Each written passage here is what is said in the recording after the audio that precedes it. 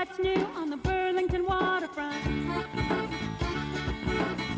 Hey, now it's happening at the waterfront on Lake Champlain. Whatever the weather, there's much to do on the new waterfront, the Burlington waterfront.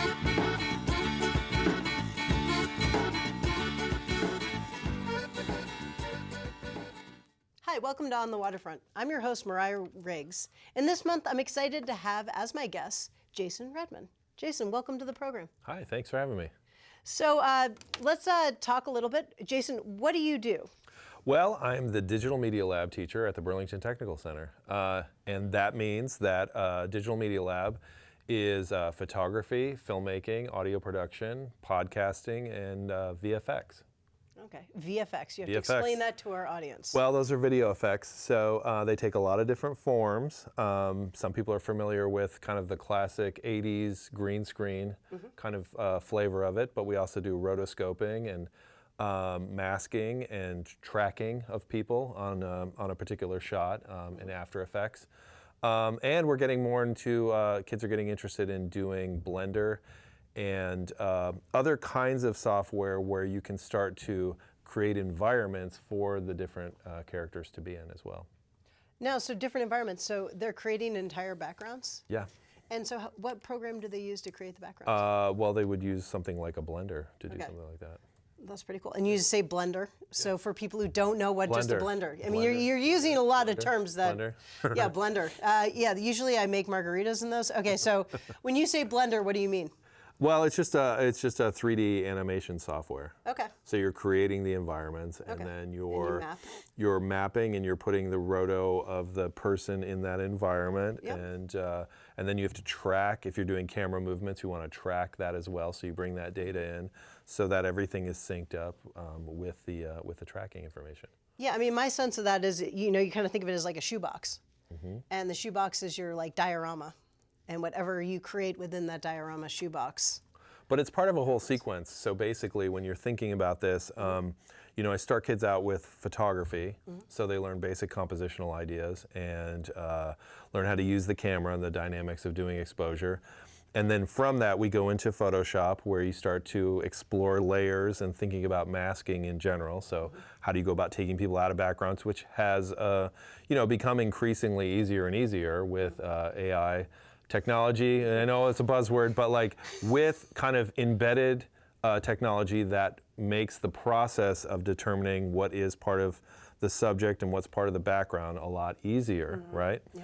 So get them doing that, and then I kind of do a brief detour into podcasting so that there's an opportunity for them to have a sense of kind of audio and thinking about, really listening to what they're adding into a story and kind of getting all these other additional sounds and playing around with the dynamics of sound. And then we go into Premiere, which is basic video editing, so you learn that process. And then a little bit of effects from there, and then I do a little bit of After Effects just to get them kind of oriented to that environment and what that would look like, because essentially it's like taking Photoshop and adding keyframes. Yep. So you do that process, and then from there, my class does a big split off where kids that are interested in audio production get really involved in that. So they get involved in mixing and mastering. And then the other part of the class is doing filmmaking. So I do have kids that kind of do both, but that tends to be the breakdown. So that's the whole first year. 11th graders are doing that. Yeah, all so that's the entire first year of the program. Right. And it's good because it sounds like what you're doing is you're also letting people like test different skill sets and see what like works best for them. Yeah, it's part of, the broader picture here was when I started this program, I reconstituted the program in 2016, and I moved here from Arkansas, where I had been teaching a broadcasting kind of a media class for middle school students. And my background way back was I also taught community media in Oregon. And so I had a kind of a broad background in studio and field production. So a lot of the things around here, I'm very familiar. And then I also I got a master's degree in advertising at the University of Texas in Austin. And so when I got here, the program had kind of become this. it was a 3-camera television production class Okay. for high school students from all over the county Yep. to create a show called BHS Today. And Oh, so really? Is if that you what were it from was? CVU or you're Yeah. from Mount Mansfield and you're from SB, the notion of spending half of your high school day creating a television show for one high school maybe didn't seem as appealing. So the program itself had dwindled by the point that I got here, where it was down to about 6 kids. Well, it was also archaic. I mean, from the standpoint of a teenage kid, you know, Right. like what they're looking for to do in their career. Right. They weren't able to explore a lot of the avenues that are No. open to them today. So for me, what I wanted to do is broaden out to develop a number of pathways so that kids were able to try them out, like you were saying, and see which one they were particularly interested. Increasingly, kids are doing a lot of these things at home. So for me, also the other part of this was how do you go about scaling your programming? So you're providing them with resources that, if they're just initially interested, are going to get them kind of started out. And then the intermediate is getting opportunity to use equipment that's a little more expensive. Yep. And then you get stuff that's up at a professional grade Yep. so that they get opportunities to try that as well. and they can also start transferring those skills into like the real world. Correct. And and then the other big thing is how do you thread them into existing media industry opportunities that are here in this community. And some of those opportunities, because of the size of the community, because of the dynamics of things going on in the community. For example, when I moved here, Burlington College closed. Yep. So all of their dual enrollment credits, the college credits that they get while they're in high school, had been attached to Burlington College. Oh, wow. So I had to retool that and go through CCV and figure out how those could connect. And then, some things like film, like a film society, things like that, they didn't exist.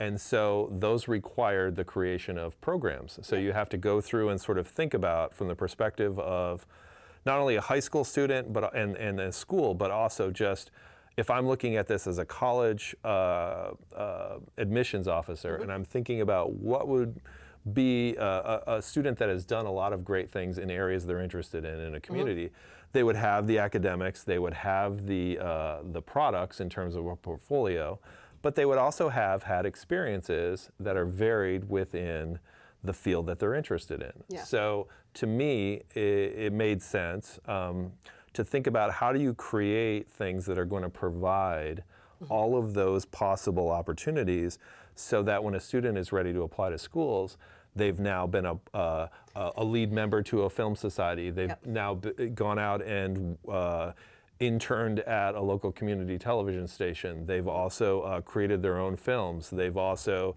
gone out and shot photography for events and performances and for portraits and fashion and all these kind of areas that would extend what a typical teen would have access to to make sure that this particular environment that they're in is way more enriched and connected to the things that they'll be doing in the future, so they have a sense of, I want to do this, I don't want to do this, I wasn't good at this, I like this.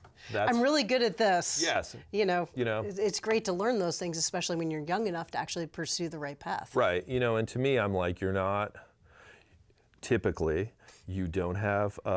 paying for a mortgage.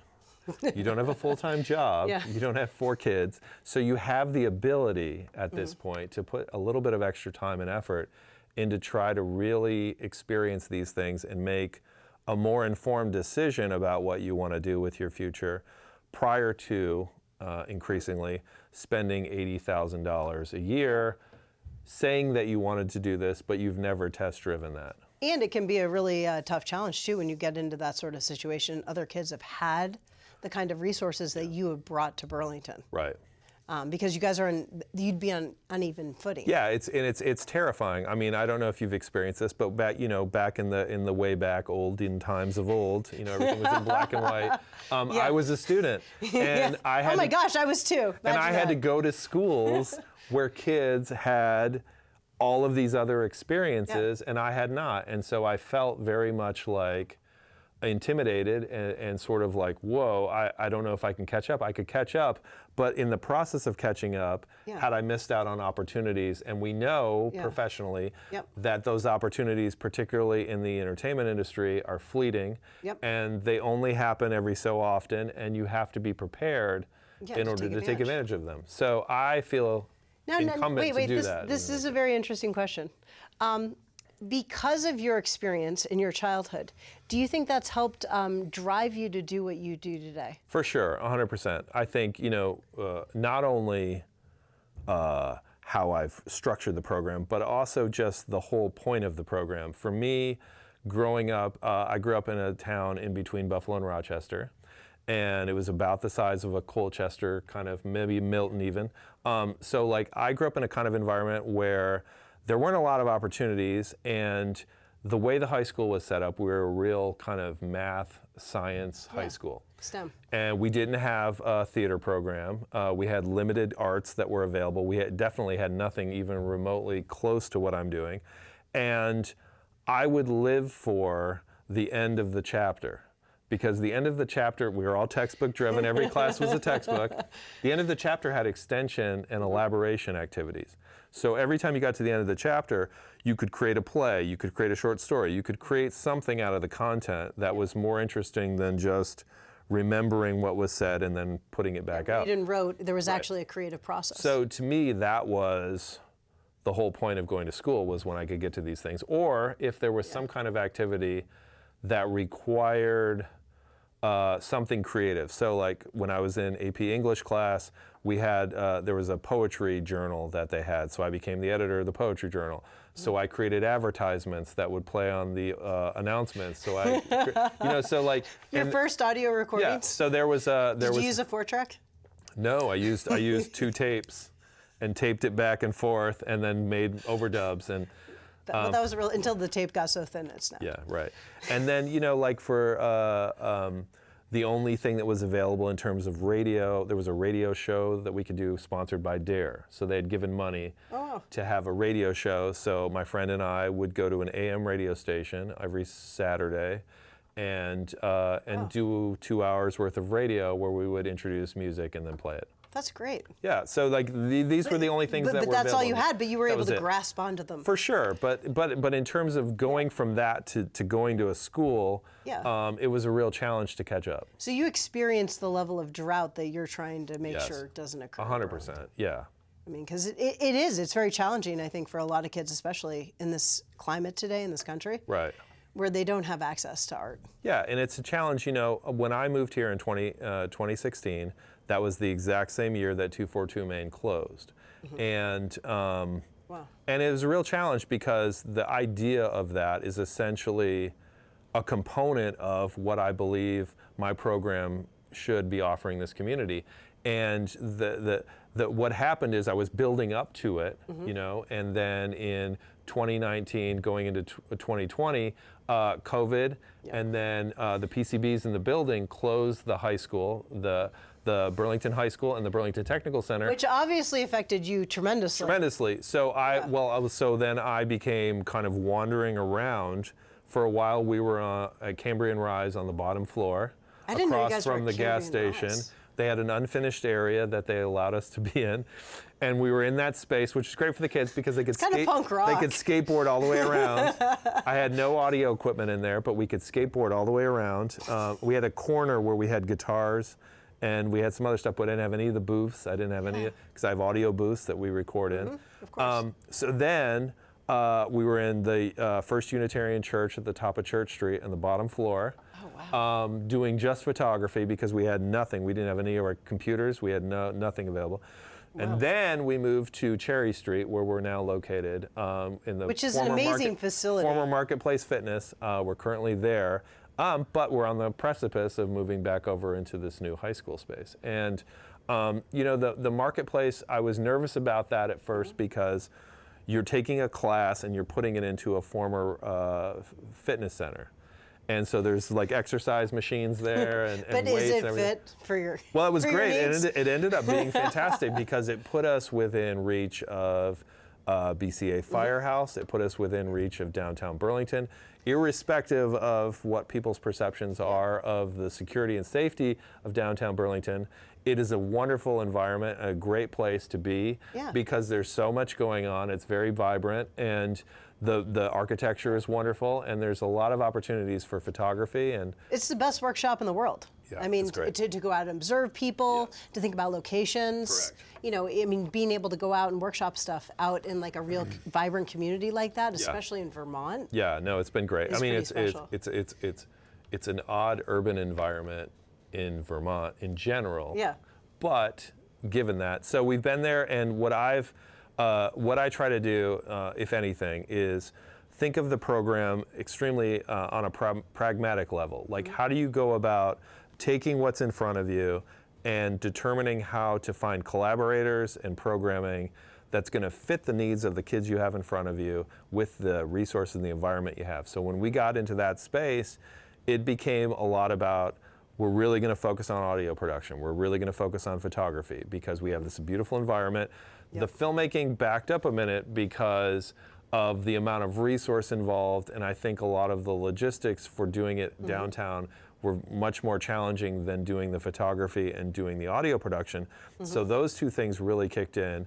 I created an after-school program called the Make Music Club, and did that in collaboration with Future Fields Recording Studio. Oh, that's really cool. So we brought in professional producers and artists and emerging artists, so like people in their early 20s, who are making music that's relevant to high school students because it's the same kind of music they're listening to. Well, they're not listening to what we're listening. I mean, Correct. It's valid. Yeah. You know, no, if you've ever experienced this. I have a teenager, so I know trying to be cool. If you're a parent and you experience this idea of trying to relate to whatever it is, it doesn't. So imagine me. I'm trying to do that, and it's challenging. So. And by the way, you're obviously a really cool older person, but it's just. Yeah, it was older nonetheless. So like the process of kind of going through that, I think building collaborative relationships with former students and with other artists and having them come in and provide information that they know to help jumpstart and be a sounding board for kids that are, you know, a couple years younger than them has been really useful. And then I bring in middle school students from Edmonds and Hunt to come in and to get to perform and play with the high school students and the mentors to create music together. Which also feeds into the program too, Correct. Because you're sort of bringing them up into the program. Right.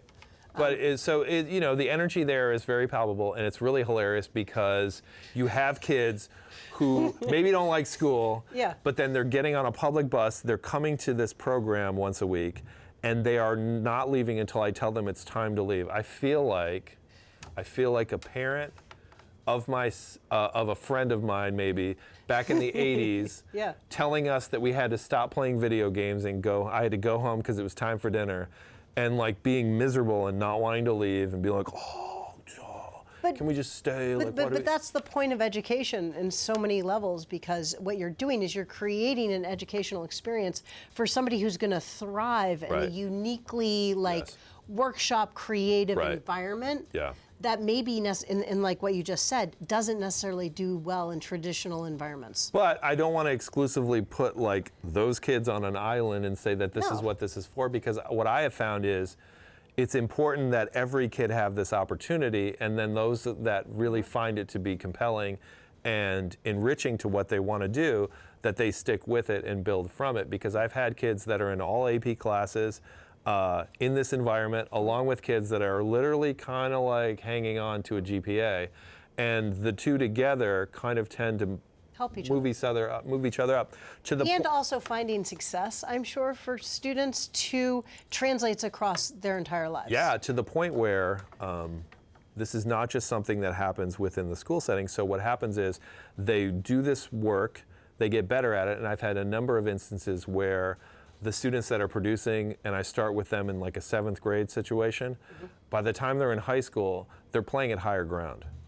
They're playing at the biggest venues in Vermont, and they are suddenly like, and then they're thinking about, I want to be a producer, I want to go to college for audio production, or I want to go to college for something entirely different, but I have the agency and the wherewithal based on all of this positive progression of things that I was able to do through my own actions have propelled me forward and provided me with the agency and sense of self that I can go out and I know how to study, I know how to ask people for things, I know how to make documents, I know how to get things in order, and I know how to keep a schedule.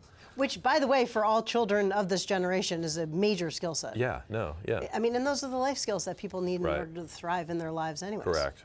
And, that also gets me back to, like, what I love about what you guys do is it creates a more holistic form of education. It's not just like a top-down approach. That's right.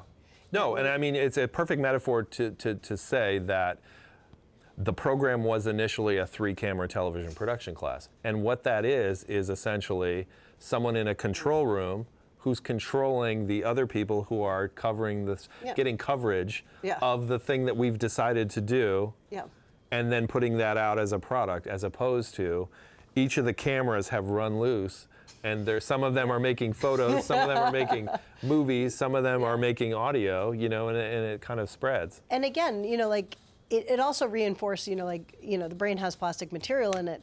And so by being more creative, you're able to tap into that power in your own mind and your own creativity to, like, be able to, by exploring it, it becomes stronger and stronger. It's like when you do push-ups, right?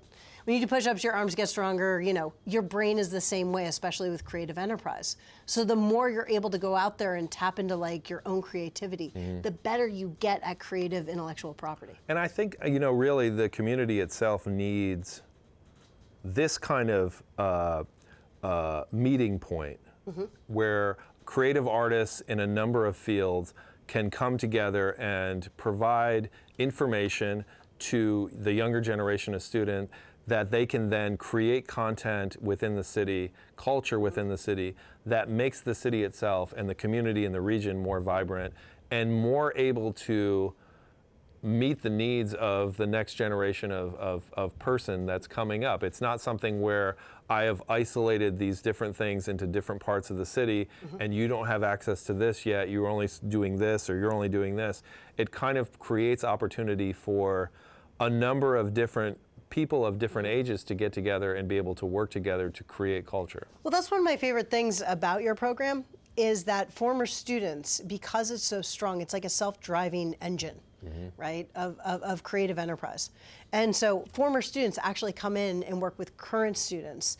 And there's this sense of mentoring and mentorees and, like, also the fact that someday you might be there and coming back and teaching students who are younger than you. And that in of itself creates its own energy, which is, like, so wonderful and organic for a community like Burlington. Yeah, I think, the big difference, if I was to say a couple key differences between this enterprise and 242 Main are, number one, it's not genre specific.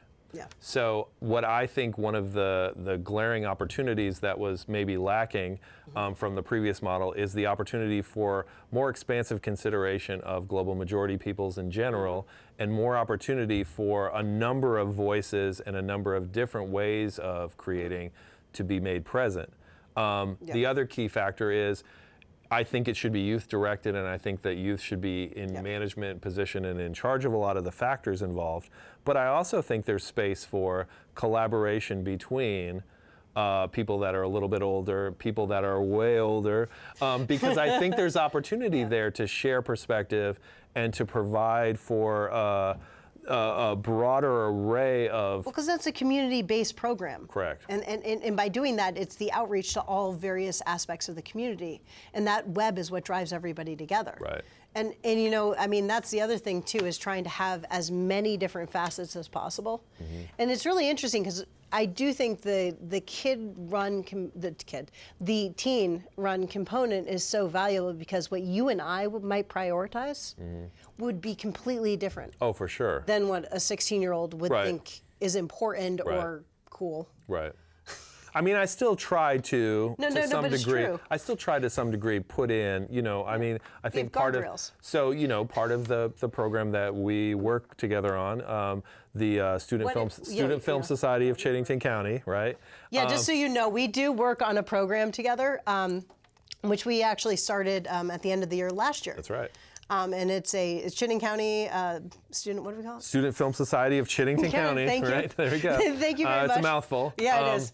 But what makes it interesting is the whole impetus for it was how do you create something where, again, you're providing students with an opportunity to watch art house films prior to going to college, some of them going to college for film, so that they have a broad overview and perspective of these kinds of movies, and then they get to talk about it with their peers and then with other people. So they get more of a sense of kind of like this is a living, breathing thing, and now you're participating and creating something that keeps moving it forward in a different way and you know, with a different perspective. One of my favorite things about the program is too that we get to talk with students too as they reflect on the movies. And we get to also talk to them and develop their language and their understanding of the visual language. Correct.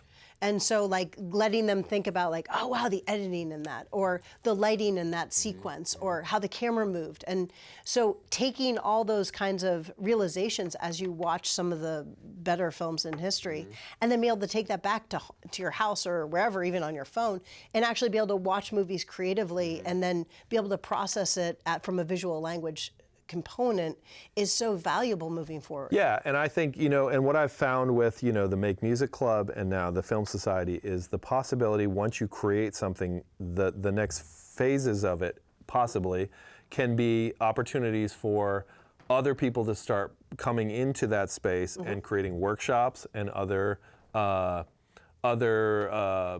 offerings that enrich the full thing. So it's not just watching movies. It can also be a professional who does directing for teens on film to come in and speak. It could be an opportunity for a cinematographer to come in, for somebody from UVM who teaches film to show a film and talk about their process of how they made it. And it's interesting too because we both do the Vermont Production Collaborative, and so that's something we've been talking about is working with filmmakers and trying to get them involved in the program to be able to talk to students. Yeah, and it's a really great opportunity too to a future plan to build on, create a youth film festival that would travel around the state and kind of work like, I lived in Oregon for a while, I mentioned that at the beginning. So one of the key things that I did that I thought was really amazing is I used to go to a lot of Riot Girl shows back in the 90s. And one of the people that hosted those typically would set the stage for the show was an artist by the name of Miranda July. And what Miranda July would do is she also had a whole system of tapes that filmmakers could make, female filmmakers could make, and send to each other. And it was kind of like a letter, the chain letter that would go around. So the idea being, what if there was a concept that was made about something Vermont related, and a group of kids in one region made something, and then that traveled to the next region, and then they made something and added to it, and then they made something, and by the time it came back around, it was a full slate of short films based on this subject matter that was created by Vermont students. That's a great idea. We should definitely talk about that. That's something that I'm interested in talking more about in the future. Thanks for the pitch, Sure, JC. sure. So, you know, I also just wanted to, you know, I wanted to talk about the program. You're about to move into the new space. Sure. We did just talk briefly. We are going to eventually, maybe if we're lucky, have a student film. I love that idea, by the way. But you're about to move into the new space. So what is next for Burlington Technical Center? Sure. So the Technical Center has been floating around for quite a while. If you follow the news in any way, you know that the Technical Center got split apart when the building had PCBs. We had been in the same building with the Burlington High School for over 50 years. And our portion of the building was mainly an F building, and that was some of the highest numbers were an F building. So we had automotive program in there, we had a welding program in there, we had a pre-tech program, and then the arts programs, the medical programs, and several other, we have 1 minute left, several other programs were in that space, right? So, okay, you can edit that out. So we're in this space, right? Yeah. And we all got split apart. So we have aviation at the aviation building now, they have their own building. We have a number of other programs that are kind of all over the place. So we're moving to the high school. In the front of the high school, we're going to have a space in that new building. And you're going to have your own space? Yes. All right. Well, I love that. We also need to talk about a student center at some point, too. Yeah, I would like to talk about that. That is something we do need to discuss, you know. We can't get it all. We can't get. We only have 1 minute left, right? We know this.